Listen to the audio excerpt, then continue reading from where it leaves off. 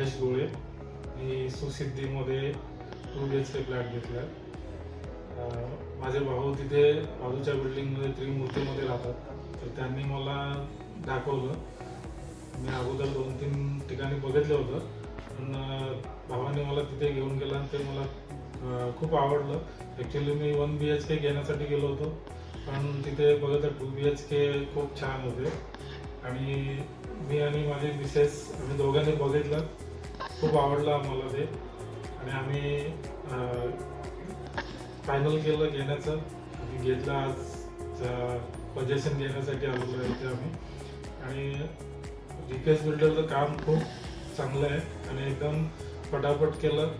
आणि दुसरी गोष्ट म्हणजे कामाची क्वालिटी खूप चांगली आहे.